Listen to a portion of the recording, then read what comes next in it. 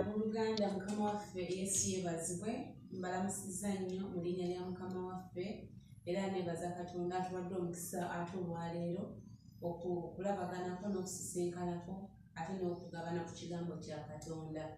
Katwebaze olw'enteekateeka eno mukama gy'atuwadde. Katusabe Katonda omulungi ow'ekisa, twagala nnyo okukwebaza kubanga mukama otuwadde omukisa ne tujja oyogere gwe kennyini ery'obulamu bwaffe, era mukama nyongera okwessa wansi w'omukono gwo. Kitange omulungi omwagalwa, ebigambo bino gwe byoteeseteese okwogera ery'obulamu bwaffe, abalaba n'abawuliriza, Katonda waffe bituuke gye tuli era bikole omuwendo ery'obulamu bwaffe. Mukama nkusaba onkozese ng'omuzindaalo, eddoboozi lyo lituuke gye tuli era lituuke eri abaddu bo n'abazaana bo. Mukama toganya ekigambo ky'akamwa kange kuva mu nze kujja eri amatu g'abaddu bo n'abazaana bo, era nkwegayirira ng'oyogera nabo nange yogera nange, ng'okyusa obulamu bwabwe nange kyusa obulamu bwabwe, era ng'okyusa obulamu bwange nabo okyusa obulamu bwabwe. Nkwegayiridde nnyo Mukama, jangu oyogere naffe Mukama, naffe tunaakuwulira mu linnya eddungi lya Yesu Kristo Mukama waffe, amiina. Abooluganda Mukama yeebazibwe. Tugenda kugabana mu Isaaya essuula 1 okutandika n'olunyiriri olw'11 okukoma ku lw'17. Naye mu byonna obubaka buno butugamba tudde eri Mukama, tudde eri Mukama. Abooluganda tukole nga Katonda bw'ayagala, tutereeze amagenda gaffe, tutereeze enkola zaffe. Kasome ekitundu kino, Isaaya essuula esooka olunyiriri olw'11 okutuuka ku lw'17. Wasoma bwe wati: zigasa ki ssaddaaka zammwe enkumu ze munsalira, bw'ayogera Mukama. Nzikkuse endiga ennume enjokye eziweebwayo n'amasavu g'ensolo zammwe ensibe, so sisanyukira musaayi gwa nte oba ogw'endiga oba ogw'embuzi ennume. Bwe mujja okulabika mu maaso gange, ani eyabasalira kino? Okulinnyirira empya zange. Temuleetanga nate ebitone ebitaliimu obubaane bwa muzizo gye ndi, emyezi egibonese ne Ssabbiiti n'okuyita amakuŋŋaaniro sisobola kugumiikiriza butali butuukirivu na kukuŋŋaana kwa ddiini. Emyezi gyammwe egibonese n'embaga zammwe eziragiddwa emmeeme yange ebikyaye bifuuse mugugu gye ndi. Nkoye okubigumiikirizanga. olw'15 bwe munaayimusanga emikono gyammwe musabe, n'abakwekanga amaaso gange, era ne bwe munaasabanga ennyo siiwulirenga. Emikono gyammwe gijjudde omusaayi, munaabe mwerongoose, mugirewo ddala ebikolwa byammwe ebibi, mukomye okukola obubi, muyige okukolanga obulungi,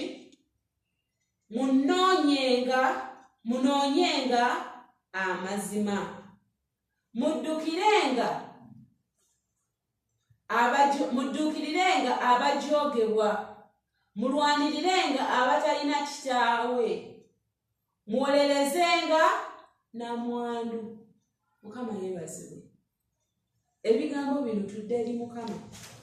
Abooluganda, buli omu w'ovudde ku Mukama, buli omu w'oseeseetukidde, buli omu w'ovudde kugamba w'osobereza, Katonda atuyita olunaku olwaleero ng'ayita mu nnabbi Isaaya. Ebigambo bino yali abiwandiika n'awandiikira Sodoma na Ggomola ekibuga ekyo ebyo byaliwo ku mulembe ogwo olwaleero bijja gye tuli nze naawe abaliwo mu biseera ebyo olwaleero tebakyaliwo kye byava byawandiikibwa biryoke bitutuukeko gwe nange awo we tutatambudde bulungi we tutakoze bulungi tulongoose tukole obulungi agambye nti mu lunyiriri olusooka agambye nti zigasa ki saddaaka zammwe enkumu ze munsalira kugamba n'ojja mu maaso ga Mukama n'oleeta ekiweebwayo nga kirabika ng'ekinene mu maaso ga Katonda nga naye akiraba nga kinene naye nga tekigasa abantu ne bakiraba nga kinene nga kirabika ng'ekirungi naye nga Mukama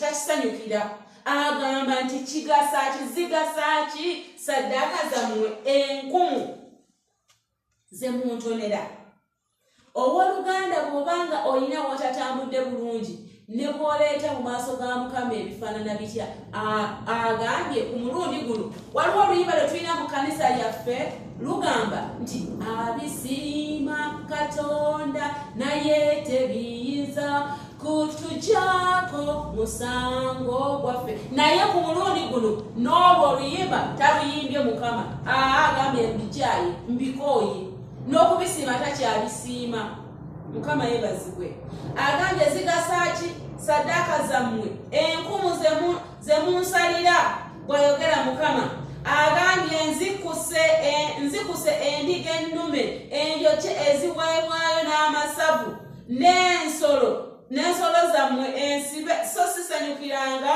musaayi gwa nte kwegamba ayogedde nti ogireeta ng'eriko n'amaki n'amasavu jjukira nti eno atugamba timuleete ebiriko amasavu naye ku mulundi guno n'ebiriko amasavu abikooye ng'ababireeta tujja kumung'oola nga tujja kwegamba kuyisa bivulu ekyamazima ku mulundi guno atulabanga tukuŋŋaana naye ne tujja mu maaso ge nojja ng'oyambadde bulungi ekyo kitwale nti nago masavu nojja ng'oyambadde akakondo nojja ng'owesize ne kalipusitiki bw'oba mukyala bw'oba musajja ng'oze oyambadde n'ekkooti naye ng'akutunuulira nga ne saddaaka obusaddaaka ey'omubiri gy'oleese temuli agambye nga tujjudde obutasaanira nga tujjudde nga Sodoma ne Ggomola bwe baali bakyafuwadde nga bakola ebitali bya Katonda obukaba obwenzi obutemu obulogo obutayamba obutasaasira effubitizi ekko enge obukyayi byonna nga bibajjuddemu Katonda atunuulira olwaleero nga naffe tufaanana bwe tutyo agambye nti ku mulundi guno ebyabikyaye ne bw'ojja ng'oyambadde waliwo lwe tujja nga tulina ojjidde mu mmotoka oyambadde olugoye lulungi weeteeseteese bulungi nnyo oleese ekirabo kyo nga kisava nga kirungi nga kirabika bulungi agambye nti muleeta eziriko amasavu nzikuse endiga ennume enjokye eziweebwayo n'amasavu n'ensolo zammwe ensibe so sisanyukira musaayi gwa nte kwegamba n'ente newokugamba kyonna bw'ayokedde ku bintu ebisinga obukulu ebyentumbu omuntu bye yalitonye naye nga kennyini alaba birungi kugamba nga naawe olaba nga kyoluwadde mu maaso ga Mukama kirungi naye nga gwojjudde obutali butuukirivu ng'ojjudde obulogo ojjudde obusamize ng'ojjudde obwenzi ojjudde obukaba ojjudde obutayagaliza ojjudde obutasonyiwa ojjudde okuyiwa omusaayi agambye nti ebyo mbikooye temujja temubireeta temubimpa ayongerako wano n'agamba nti olugiryo lw'12 nti bwe mujja okulabika mu maaso gange ani eyabasalira kino okulinyirira empya zange kwegamba ojjanga gwe bakase ojjanga gwe baatumye ojjanga gwe baasalira ennaku ebyo oluusi tubiraba nga tugenda mu kwanjula ne basalira taata abazadde ne basalira omuko nti twagala omuwala waffe yasoma nnyo wa diguri twagala obukadde 10 twagala ente 5 twagala ebyo bya kalica bya buwangwa twagala ente 3 twagala ente 2 twagala bino twagala biri naye Katonda agambye nti sibasalirangako bw'obanga okireese kitegeeza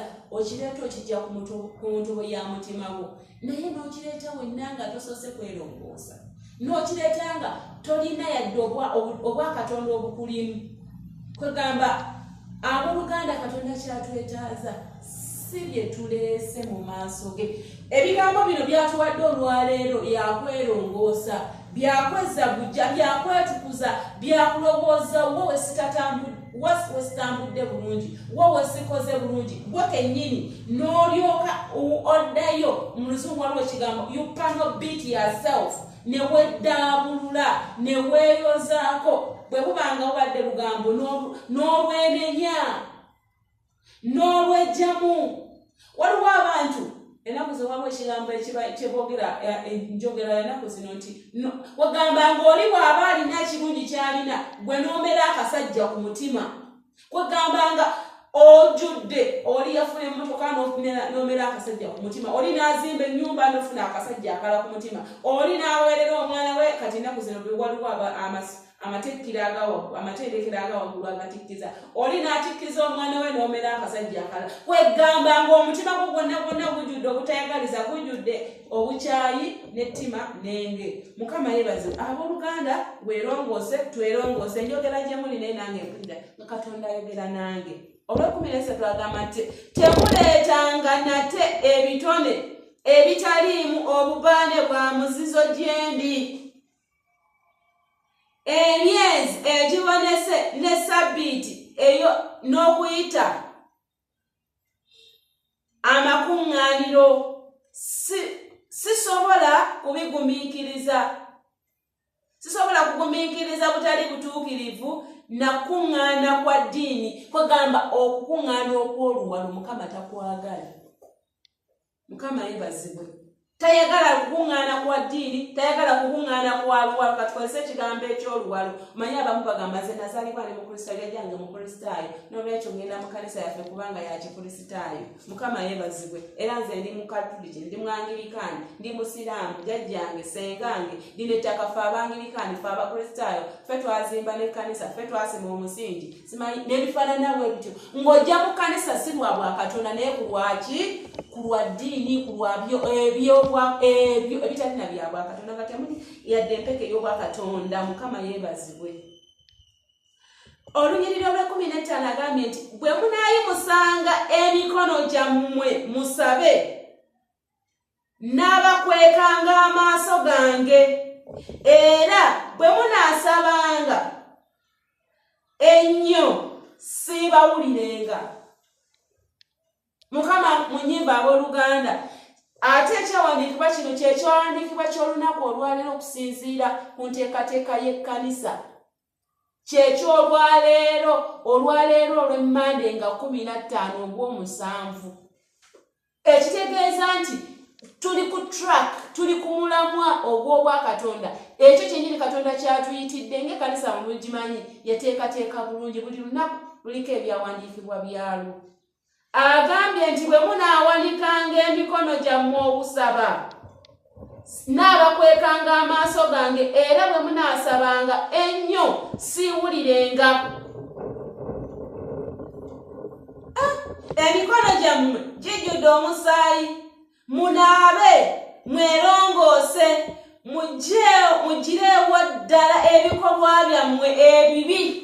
Bannange biki ggwe by'okola? Njogera naawe naye nange mpulira nga Katonda ayogera nange. Katonda ayogera nange naye njagala ayogere naawe. Muggyeewo ebikolwa byammwe ebibi, tatumenyedde. Kati gwe amanyi ebibyo, weetunulemu, weekubemu ttooki, eri gy'ofunamu ensimbi, entambula z'omu makaago, enkolaganayo n'abantu ab'omu kitundu, enkolaganayo n'emirimu gyo, engeri gy'okugamba engeri zo zonna. Omuntu w'engeri gy'oruleetingamu n'ab'emikwano abooluganda n'abantu abakuliraanye. Longoosa ebikolwa byo ebibi obiggyewo. Agambye mukomye okukola obubi. Olw'17 nga lwe lusemba agamba nti muyige okukolanga obulungi, munoonyenga amazima. Muyige okukolanga obulungi, munoonyenga amazima. Bw'ojja mu kkanisa ojja lwa luwalo, oba ojja kunoonya Katonda. Bw'ojja mu kkanisa ojja kubanga gwe waliwo okwaba abasima omusingi, ojja mu kanisa kubanga ojja nti bw'olifa ekkanisa egyekuziike, ojja mu kanisa olw'okubanga ozze kuzimba, ojja mu kanisa olw'okubanga ne mukwano gw'asaba, ojja mu kanisa kubanga taatawo oba maamawo basaba oba bazaddebo oba mikwano gyo kyekikuleeta mu kanisa. Nedda, bw'obanga ojja mu kanisa jangu n'ekigendererwa ekyokunoonya Katonda. Waliwo omuntu eyali agamba nti nze nina omukyala, nina abaana, nina omulimu, nina amaka, abaana nina abawala, nina n'abalenzi, nkyasaba ki Mukama? Kwegamba Katonda kyetwetaaga kwe kubeera bwali nga tutukula nga tusaanira, so si kujja ntuze kumusaba. Olunyiriri luno lumaliriza lugamba nti mudduukirirenga abajoogebwa, mulwanirirenga atalina kitaawe, muwolerezenga n'ennamwandu. Kwegamba ebyo n'okuyamba obusamaliya kigambo kya muwendo ki Katonda akituwadde olwaliro okukigatta ku ebyo ebitusaanyiza mu maaso ge. Owooluganda si lwolaba ng'oli alumwa, oli nga akaaba, oli nga awanjaga, oba nga atendewereddwa, oba nga talina kyakulya, oba n'onyaga omunafu kubanga gw'oli w'amaanyi. N'olw'ebigambo ebyo Mukama atubeera okudda gy'ali, ate era bwe tuba nga tuzze gy'ali atusonyiwe byonna ebitali bya butuukirivu. Mukama abampeera omukisa. Katusabe Mukama tukwebaza nnyo olw'omukisa gw'otuwadde okwogerako eri obulamu bwaffe. Kkiriza tusaanire mu maaso go, kkiriza tuggyewo byonna Katonda waffe. Bwe tuba nga tuleese ebitone tubireete nga tubireese n'omwoyo ogugabira gwe Katonda waffe, omwoyo ogukwebaza, omwoyo ogukusinza, omwoyo ogukutendereza, so si okuyisa obuyisa ebivulu oba okuyisa okujja obuzi nga enkola y'eddiini. Nedda, naye tujja olw'okusisinkananga era otugambye nti onaakwekanga amaaso go n'otayagala kuwulira kusaba kwaffe. Naye tukwegayirira bw'otulabanga nga tunaasobya totuganya kugwa mu kukemebwa, tusobole okulabikanga mu maaso go nga tusaanira ennaku zonna. Erinnya lyo ligulumizibwe, tugabirire era otuwa okutegeera n'okumanya ebyo byetaagisa okutambulira mu kulw'obulungi obw'omwoyo gwaffe mu Yesu Kristo Mukama waffe. Amiina. Mukama abantu b'omukisa.